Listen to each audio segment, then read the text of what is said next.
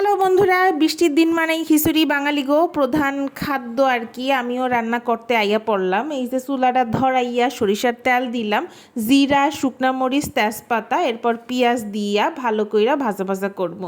এরপর সবজি অ্যাড করবো। বাসায় আর কি বেশি সবজি আসিল না, বটবটি ছিল আর কয়টা গাজর ছিল, তাই দিয়েই আজকে রান্না করবো। গরিব মানুষ কি আর করবো। এরপর 2 রকমের ডাইল আর চাইল মিশাইয়া এরকম ভালো করে ঘুটানাটা করতে আসি।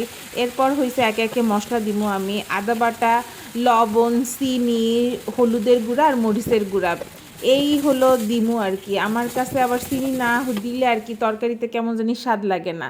ভালো কইরা যখন একদম ঝরঝরে হয়ে যাইব, এরপরে পানি দিয়া ফুটা হইলে, আপনারা যদি পাতলা রাখতে চান পাতলা রাখবেন, আমি আবার একটু ঝরঝরা খিচুড়িটাই বেশি পছন্দ করি।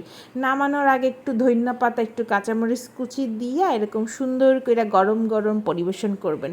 অসাধারণ স্বাদ।